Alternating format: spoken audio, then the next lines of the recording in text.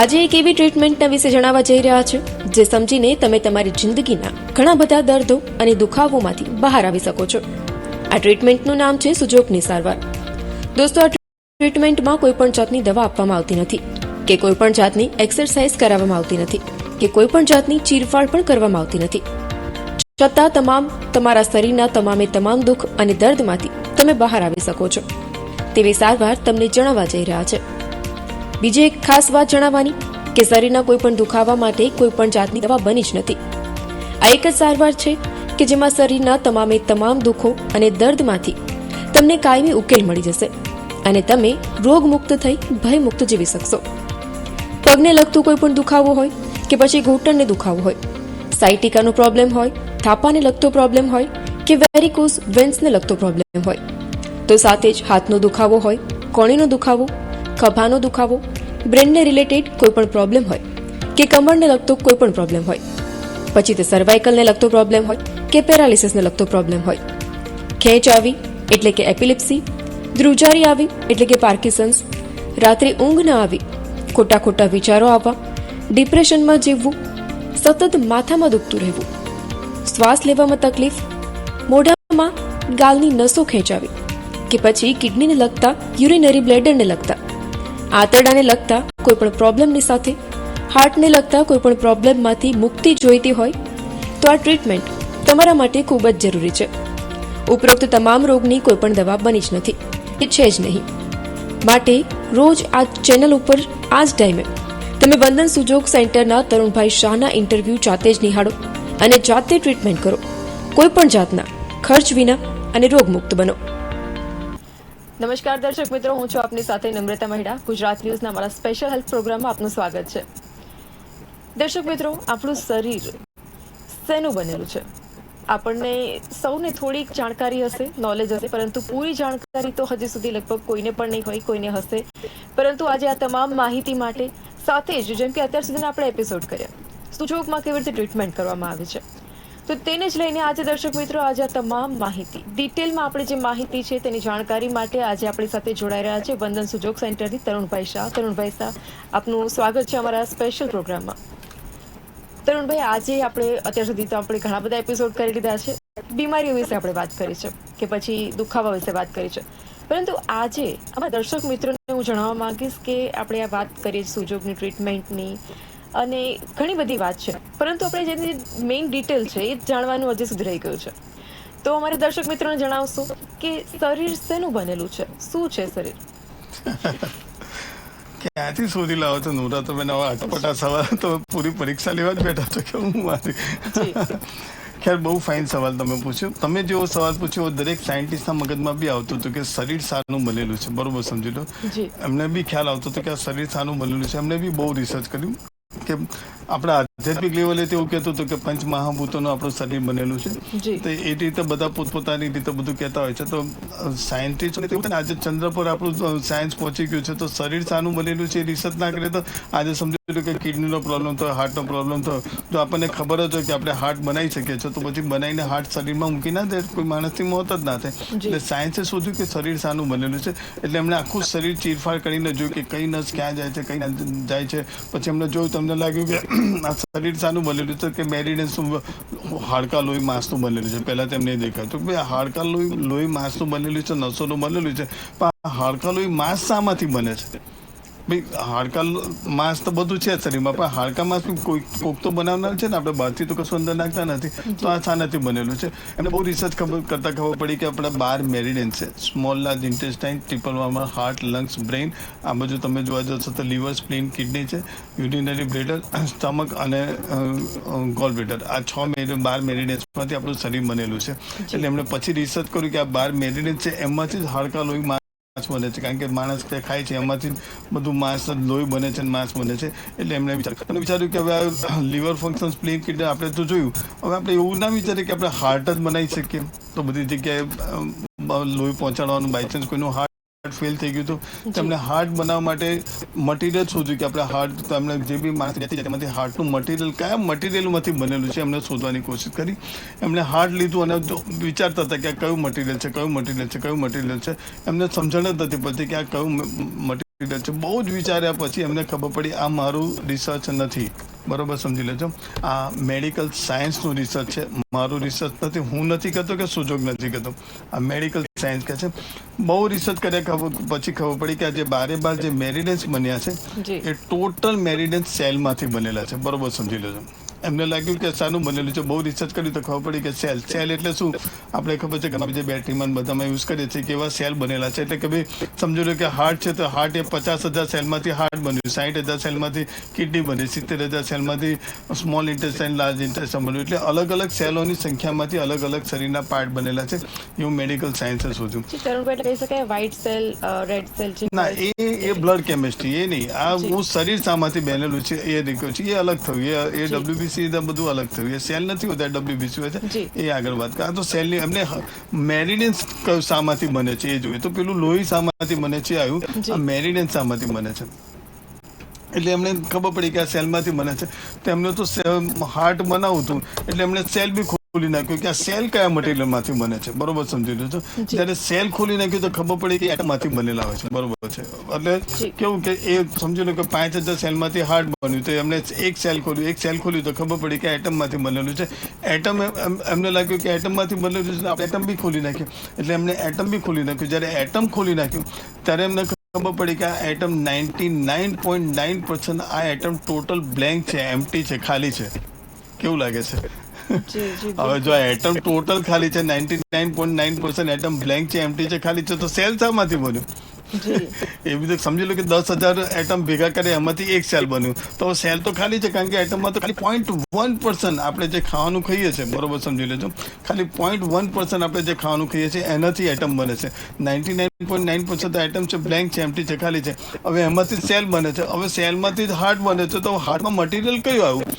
આજની તારીખે બી સાયન્સ શોધી નથી શક્યું કે આમાં કયું મટીરિયલ આવ્યું, બરોબર સમજી લેજો. હું આ વાત કરું છું મેડિકલ સાયન્સની. જો એવું શોધી શક્યા હોત તો અત્યારે કિડની બી બની ગઈ હોત ને હાર્ટ બી બની ગયો હોત. એટલે બરોબર સમજી લો. શરીર શામાંથી બને છે? સેલમાંથી. સેલ એટમમાંથી બને છે. એટમ 99.9% બ્લેન્ક છે, એમ્પ્ટી છે, ખાલી છે. તો મટીરિયલ શોધવાની બહુ કોશિશ કરી. જ્યારે કોઈ જગ્યાએ શોધ ના થઈ ત્યારે ત્યાં આપણું આધ્યાત્મિક પહોંચ્યું અને એમણે શોધ્યું કે આ જે 99.9% એટમ જે બ્લેન્ક છે, એમ્પ્ટી છે, ખાલી છે, એ માણસના પોઝિટિવ નેગેટિવ થોટ્સથી ભરેલા હોય છે. કેટલી મોટી વાત કરું છું. જે હું તમને પોઝિટિવ થોટ્સની વાત કરું છું એ બરોબર સમજી લો. હવે જ્યારે એ એટમમાં તમારા પોઝિટિવ થોટ્સ જેટલા હશે એટલું તમારો ગ્રોથ વધવાનો છે. એટલે કારણ કે તમારો જે એટમ છે એ તમારા પોઝિટિવ નેગેટિવ થોટ્સથી બનેલા છે. સેલ બી એનાથી જ બનશે અને તમારો જે તે મેરિડન્સ છે એમાંથી જ બનશે, બરોબર છે. એટલે સૌથી વિચારોની અસર બહુ શરીર પર થાય છે. એનું આ મેં તમને પ્રૂફ આપ્યું. હવે તમને એવું લાગશે કે જ્યારે એટમની અંદર પોઝિટિવ નેગેટિવ થોટ્સ છે તો આપણને ઘૂંટણ આટલું બધું ટાઈમથી 10 વર્ષથી તો એ કેમ નથી મળતા? આવો વિચાર કોઈને બી કે મને આંખમાં પ્રોબ્લેમ છે તે કેમ નથી મળતો? કે એટલા માટે નથી મળતો કારણ કે તમને ખબર છે કે મને ઘૂંટણમાં દુખે છે, મને ઘૂંટણમાં દુખે છે, મને ઘૂંટણમાં દુખે છે, મને ઘૂંટણમાં દુખે છે. તો નવા સેલ કેવા બને છે? ઘૂંટણમાં દુખે છે. કારણ કે જે એટમ બનશે એમાં જે 99% જે ખાલી છે એમાં તો એ જ ગયું ને કે ઘૂંટણમાં દુખે છે, ઘૂંટણમાં દુખે છે, ઘૂંટણમાં દુખે છે. તો એટમ બી નવા બનશે, ઘૂંટણમાં દુખે છે વારા જ બનશે, સેલ બી એવા જ બનશે. તો તમારા ઘૂંટણનો દુખાવો મટવાનો છે? નથી મટવાનો. એટલે જ હું તમને કહું છું કે પોઝિટિવ થિંકિંગ. તમે એવું વિચારશો કે મને પહેલાં કરતાં સારું છે, આવતીકાલથી સારું બનશે, તો નવા એટમ શું છે પોઝિટિવ વાળા બનશે. તો તમે ટ્રીટમેન્ટ કરતાં બી તમે જલ્દી સારા થશો. એટલે મારા હિસાબે જે શરીર બનેલું છે એ પોઝિટિવ નેગેટિવ થોટ્સનું બહુ જ ઇફેક્ટ છે. એનું તમને પ્રૂફ આપ્યું. એટલે શરીર જે બને છે એ આ રીતે બનતું હોય છે. માણસના વિચારોનું બહુ ઇમ્પોર્ટન્સ છે. શરીરના બારે મેરિનેજ આવી રીતે જ બન્યું છે. આજની તારીખે કયા મટીરિયલમાંથી બન્યું છે શરીરનું એક પણ પાર્ટ વર્લ્ડનો કોઈ ડૉક્ટર શોધી નથી શક્યો. એનું કારણ શું છે કે તમને ખબર હોવી જોઈએ કે અત્યારે લોહીનું એક ટીપું કોઈ બનાવી નથી શક્યું. વાતો ઘણી મોટી થતી હોય છે પણ લોહીનું એક ટીપું આજની તારીખે બી કોઈ નથી બનાવી શક્યું. કારણ કે આ કુદરતે બનાવેલું શરીર છે, ભગવાનની તો ઉપર કોઈ નથી ને. એટલે હું જે કહું છું એ સચોટ છે. માણસના વિચારોથી જ શરીરના મેરિનેજ બનતા હોય છે. જી બિલકુલ તરુણભાઈ, આપણે જે વાત કરી એક ઇમ્પોર્ટન્ટ વાત કરી. કેમ કે જે મેડિકલ સાયન્સના જે લાઇનવાળા લોકો હશે એમને તો આ નોલેજ હશે, પરંતુ મારા જેવા ઘણા બધા એવા હશે કે જે બીજી કોઈ લાઇનમાં ભણતા હશે, કોમર્સના હશે કે પછી બીજી જ કોઈ લાઇનમાં તેઓ ભણ્યા હશે, તેમને આ નોલેજ નહીં હોય. અને મને પણ આજે ઘણી બધી જાણકારી મળી. તો આજે તો તમે વાત કરી શરીર શું છે એવું, પરંતુ હવે હું જાણવા માંગીશ કે આપણે દર વખતે સુજોગની ટ્રીટમેન્ટની વિશે વાત કરીએ છીએ, પરંતુ તેની ડિટેલ કોઈ દિવસ આપણે વાત નથી ગયા, ડિટેલમાં નથી ગયા કે સુજોગ શું છે. તો એ અમારા દર્શક મિત્રોને જણાવશો? સૌથી પહેલાં તો સુજોગ કે કયા દેશથી છે આપણે જાણી લઈએ. આની શોધ છે ને પ્રોફેસર પાર્ક જે-વુ, બરોબર યાદ, એમનું નામ છે પ્રોફેસર પાર્ક જે-વુ. આ સાઉથ કોરિયાના એલોપેથીના ટોપ લેવલના બહુ જ મોટા ડૉક્ટર હતા. એમણે આની શોધ કરી છે. હવે એ એલોપેથીના ડૉક્ટર હતા. હવે એલોપેથીના ડૉક્ટર એટલે ઘણી બધી ટ્રીટમેન્ટના બારામાં જાણતા હતા તેઓ. તેમને સતત એવો વિચાર આવતો હતો કે આ જોઈન્ટ્સ અને બ્રેનને લગતા પ્રોબ્લેમો મેડિકલ સાયન્સ પાસે આનો ઇલાજ નથી, ક્યાં નથી થતા, તો થશે કેવી રીતે? કારણ કે એવું તો કંઈક હશે ને કે જેનાથી આ બધા રોગો સારા. એવું તો છે જ નહીં કે માણસે જન્મ લીધો એટલે બીમારી સાથે જવાનો, બીમારી સાથે મરવાનો. એનો કોઈક તો ઇલાજ હશે ને. એટલે એમને 30 વર્ષ સુધી, 30 થી 40 વર્ષ આની અંદર સ્ટડી કર્યો કે એક વખત એમને માથામાં બહુ દુખતું હતું ને આવી પેન લઈને આમ કરતા હશે ને, એની અંદર જ એમને જોયું તો આ અંગૂઠો લઈને એ આમ કરતા હશે અહીંયા કરી બેઠા બેઠા કે ભાઈ મને માથામાં બહુ દુખે તો હું શું કરું, શું વિચારું, આવું વિચારું કરતા હતા. જેમ આમ કરતા હતા તેમને જોયું તો આ બધું એમનો માથાનો દુખાવો ઓછો થઈ ગયો. તેમની ગ્રીપ થઈ ગઈ, સારું અહીં કેવી રીતે મટી ગયું. તેમને રિસર્ચ થયું કે અહીં કરવાથી તો નથી મટી ગયું. પછી એમને ધીરે ધીરે શોધ કરી. આ ઓનલાઈન તમે જોઈ શકો છો કે કેવી રીતે સુજોગ, આ મારા પોતાની શોધ નથી, પ્રોફેસર પાર્કની છે ને. ઓનલાઈનમાં આની 40-50 લાખ સાઇડો છે. તમે 4.5 થી 5 લાખ સાઇડો છે. અત્યારે તો વધી ગયો છે, 15-1 લાખ થઈ ગયા છે. એ તમે જઈને જાતે બી ચેક કરી શકો છો. એમણે આની અંદર પછી 30-40 વર્ષ આની અંદર સ્ટડી કર્યો. અને જ્યારે એમને ધીરે ધીરે, કારણ કે એલોપેથીના તો ટોપના ડૉક્ટર હતા, એટલે બધી એમને એલોપેથીની ટોટલ ટ્રીટમેન્ટ સુજોગની અંદર નાખીને એમને રિસર્ચ કરતા એમને ખબર પડી કે આ તો બહુ જ ફાઇન ટ્રીટમેન્ટ છે. અને ત્યારે એમણે રિસર્ચ કર્યું. એમને 30-40 વર્ષ જ્યારે આનો સ્ટડી કર્યો ને ત્યારે લગભગ 1998 સામે ઇન્ડિયામાં આ ટ્રીટમેન્ટ આવી અને ત્યાંથી ઇન્ડિયામાં ધીરે ધીરે ફેમસ થઈ છે. અત્યારે વર્લ્ડનો કોઈ એવો દેશ નથી જ્યાં સુજોગની સારવાર ના ચાલતી હોય. બધી જ જગ્યાએ આ સારવાર ચાલે છે અને બધી જ જગ્યાએ બહુ જ ફાઇન રિઝલ્ટ છે. એક સમય એવો આવશે કે લોકો સુજોગ જ અપનાવતા થઈ જશે. એ હું અત્યારે તમને કહી શકીશ. તમે જોજો થોડાક સમય જાઓ તો જેમ જેમ લોકો એલર્ટ થશે, કારણ કે આમાં કોઈ નુકસાન નથી, બધા સુજોગ અપનાવતા થઈ જશે. એક સમય એવો પણ આવશે. હે ને? જી, તમને એક ક્વેશ્ચન પૂછવા માંગીશ કે અત્યારે આપણે કોઈ પણ કામ કરવા જતા હોય, ગમે ત્યાં આપણે એડમિશન લેવા જતા હોય કે કોઈ પણ વસ્તુ લેવા જતા હોય, તો આપણે સૌથી પહેલા ગૂગલ પર સર્ચ કરતા હોય છે. તે પછી એજ્યુકેશન લાઈન હોય, હોસ્પિટલ હોય, મેડિકલ લાઈન હોય, કોઈ પણ લાઈન હોય, સૌથી પહેલા આપણે જોતા હોય છે કે તે આપણે ટ્રસ્ટેબલ છે કે નહીં, ગવર્મેન્ટ અપ્રૂવ છે કે નહીં. તો આજે આપણે વાત કરીએ સુજોગની, તો એ ગવર્મેન્ટ અપ્રૂવ છે? બહુ જ ફાઇન સવાલ તમે આપ્યો. બહુ જ મને આ બહુ જાણી ક્યાંથી ફાઇન તમે એટલું સરસ. હવે હું તમને કહું કે પ્રોફેસર પાર્ક જે-વુએ સૌથી પહેલાં આ ટ્રીટમેન્ટને ફેમસ કરવા માટે એમણે બોમ્બેમાં પહેલાં કોન્ફરન્સ બોલાવી. આ મારું રિસર્ચ નથી, આ ટીવી પર આવેલું, આસ્થા ચેનલ પર આવેલું ડૉક્ટર લુથરિયા છે. એમણે આ વર્ષો પહેલાં પણ આ કીધેલું અને બધી જગ્યાએ તમે જોઈ શકો છો. એમણે સૌથી પહેલાં બોમ્બેમાં એમણે કર્યું અને બોમ્બેની અંદર એમને લગભગ 200 ડૉક્ટરને બોલાયા અને એલોપેથીના ડૉક્ટરને. કારણ કે આ સુજોગ ફેમસ કરવું હોય તો ડૉક્ટર પાસે શું કરશે, તો ડૉક્ટરો પાસે જ જાય છે. એમણે બોમ્બેની અંદર બધા લોકલ એલોપેથીના બધા ડૉક્ટરોને બોલાવીને સમજાવ્યું કે તમે જો જે ચાલી નથી શકતા, તમે તમારી ટ્રીટમેન્ટ કરો એલોપેથીને, એમાં કોઈ પ્રોબ્લેમ નથી, પણ સાથે સુજોગ પણ એપ્લાય કરો. એમ કરીને એમને 200 ડૉક્ટરને એટ એ ટાઈમ એમને રિઝલ્ટ બતાવ્યું કે તમે જુઓ, તરત જે ચાલી નથી શકતો, લાકડી લઈને ચાલી, લાકડી છૂટી જાય છે ને સીધો ચાલતો થઈ છે.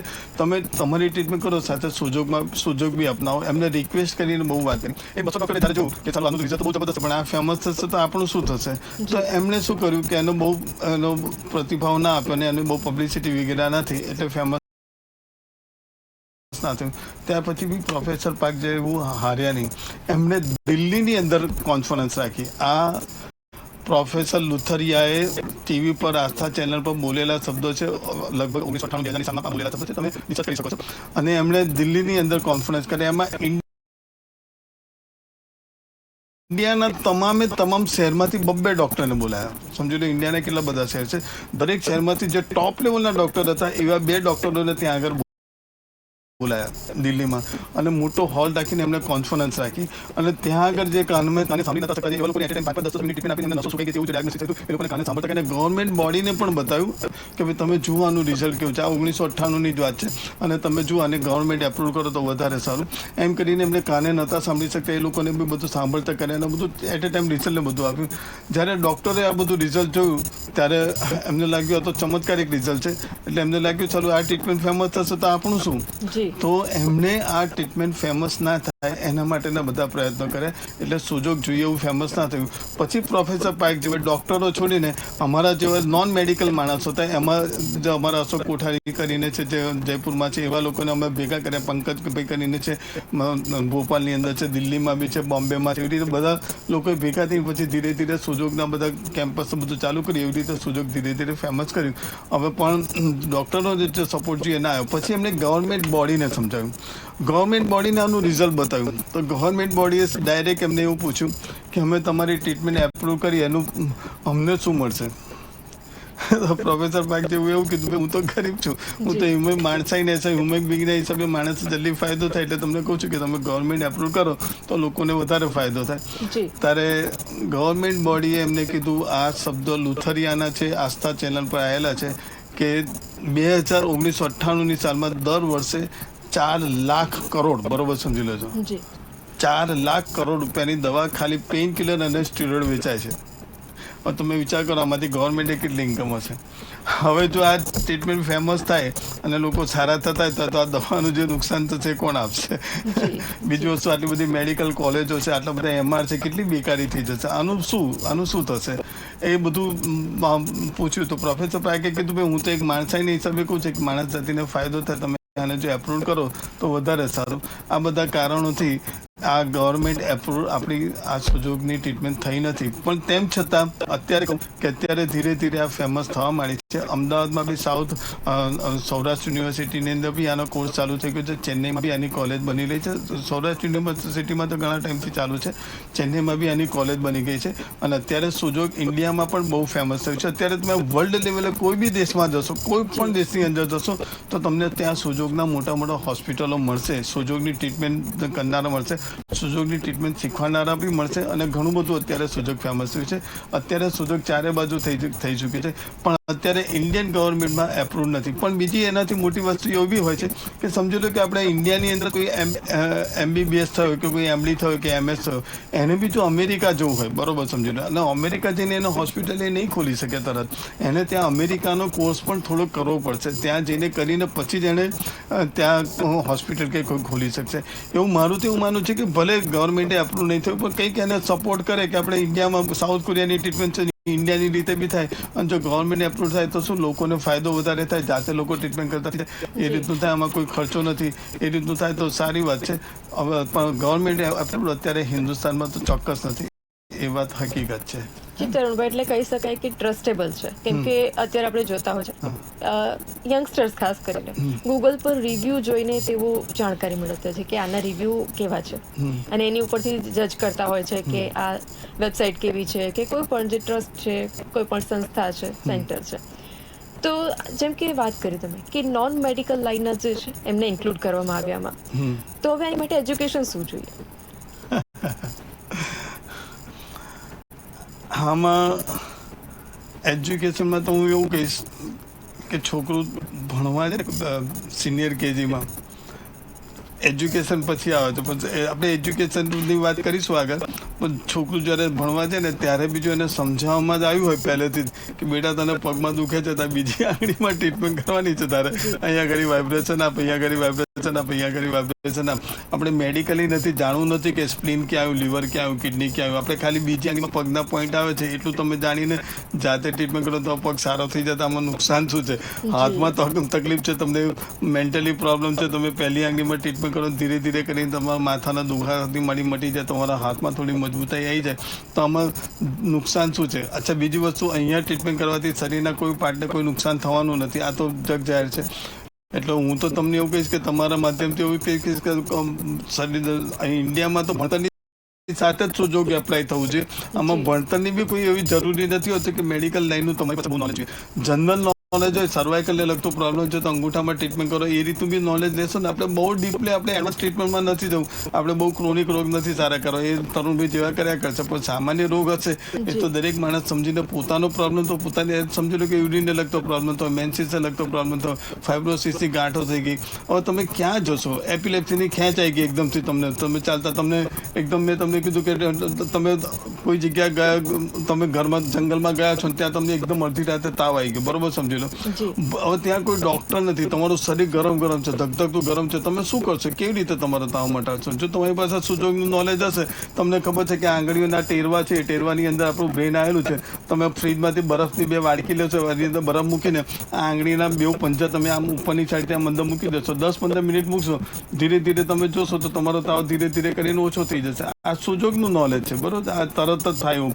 અહીંયા આગળ તમે આંગળામાં અંદર દબાયેલા રાખ્યા, 10 મિનિટમાં તમારું ધીરે ધીરે તમે જોશો તો તમારો તાવ ઓછો થવા મળશે. પછી આ 10 આંગળીના ટેરવામાં, પગની ટેરવાની અંદર તમે બ્લેક સહીથી તમે નિશાન કરી દો, તમારો તાવ આવતો બંધ થઈ જશે. અથવા તો તમે સમજી લો કે હાઈવે પર તમે નીકળ્યા, સુજોગનું નોલેજ કેમ જરૂરી છે એ સમજાવું છું. તમે હાઈવે પર નીકળ્યા અને તમે સમજી લો કે તમારો એક્સિડન્ટ થઈ ગયો, તમારો હાથમાં અહીંયા આગળ વાગી ગયું, અહીંયા આગળ તમને લોહી ભયંકર નીકળી રહ્યું છે. હવે તમે ડૉક્ટરને બોલાવશો, એમ્બ્યુલન્સ આવશે, એના માટે કેટલો ટાઈમ લાગશે, ક્યારે થશે તમને ખબર નથી. હવે એનું લોહી બંધ કરવું હોય તો તમે કેવી રીતે બંધ કરશો? તમારી પાસે સુજોગનું નોલેજ હશે ને તમને ખબર પડશે કે આનું ઉર્જા શક્તિ બેલેન્સ કરવા માટે આપણે આ બાજુની સાઈડે નીડલ લગાવીએ છીએ, આ બાજુની સાઈડે દુખ્યું છે તો આ બાજુ લગાવીએ છીએ, તો અહીંયા આગળ તમે રબર બેન્ડ બી લગાડી દેશો ને, અહીંયા આગળ બરોબર સમજી લો, રબર બેન્ડ લગાડી દીધું તો લોહી જે કન્ટિન્યુ નીકળે છે ને ધીરે ધીરે 1, 2, 5, 10, 15, 20, 25 મિનિટ લોહી નીકળતું બંધ થઈ જશે ધીરે ધીરે. પછી ડૉક્ટર આવશે, તમે હોસ્પિટલમાં જઈને એની ટ્રીટમેન્ટ કરાવી શકશો, કોઈ વાંધો નથી. તમે પગમાં થયું કે માથામાં થયું, કોઈ બી જગ્યાએ તમને તમારી પાસે નોલેજ જ, તમે એની જગ્યાએ અહીંયા કરી પટ્ટો લગાડી દીધો, અહીંયા પાછળ દુખે તો તમે પટ્ટો લગાડી દો તો લોહી નીકળવાની બંધ થવાની જગ્યા વધી જશે. પણ સુજોગનું જો થોડું નોલેજ હશે તો કમસે કમ તમારા પ્રોબ્લેમ તો તમે સોલ્વ કરી શકશો. એમ્બ્યુલન્સ આવશે ત્યાં સુધી તમારું લોહી ખાલી થઈ જશે શરીરમાંથી, તો બચશો કેવી રીતે? તો મારા હિસાબે તો આમાં ભણતરની બી કોઈ જરૂરત નથી હોતી.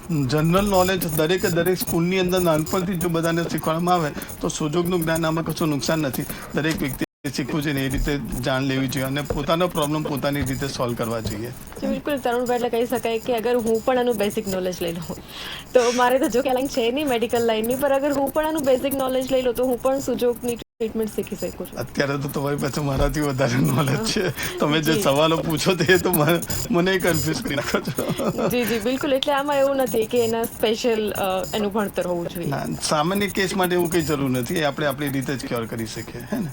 જી બિલકુલ. તો હવે સુજોગની આપણે આ વાત કરી, તો ટ્રીટમેન્ટને લઈને આપણે વાત કરી કે દુનિયાના બધા જ ખૂણામાં, ખાસ કરીને બધા જ દેશમાં આની જે સેન્ટર છે એ છે, તો કોઈ પણ ગમે ત્યાં જઈને તે ટ્રીટમેન્ટ કરાવી શકે છે. હા, અમારી આખી લેંગ્વેજ હોય છે. દાખલા તરીકે તમે મારે ત્યાં ટ્રીટમેન્ટ કરાવી તો હું તમને અહીંયા એના નિશાન કરીને આપીશ. તમે અહીંથી પછી અમેરિકા ગયા તમે અમેરિકાવાળાને બી તમે ખાલી મારો કાગળ બતાવશો ને તો બી સમજી જશે કે અમને શું બીમારી છે, અમને કેવી રીતે નીડલિંગ શકાય છે, શું ટ્રીટમેન્ટ છે. આખી અમારી લેંગ્વેજ છે આખી, એટલે એ બી એ રીતે ટ્રીટમેન્ટ કરશે ને એ રીતે તમારે નીડલિંગ બધું કરશે, એ રીતનું હોય છે. જી બિલકુલ. તરુણભાઈ, આપનો ખૂબ ખૂબ આભાર. આ તમામ જે ડિટેલિંગ છે, અત્યાર સુધી મને પણ નોલેજ નહોતું, અમારા જે દર્શક મિત્રો છે તેમને પણ આઈ હોપ કે પૂરેપૂરી જાણકારી નહીં હોય સુજોગને લઈને ખાસ કરીને. તો આ તમામ જાણકારી આપવા માટે ખૂબ ખૂબ આભાર આપનો. દર્શક મિત્રો, આવી જ રીતથી સુજોગ સેન્ટરમાં જે ટ્રીટમેન્ટ કરવામાં આવે છે તેને લઈને તમામ જાણકારી માટે, અપડેટ માટે અમારી સાથે જોડાતા રહેજો. નેક્સ્ટ એપિસોડમાં આપણે ફરીથી મળીશું. ત્યાં સુધી લેશું વિરામ. નમસ્કાર.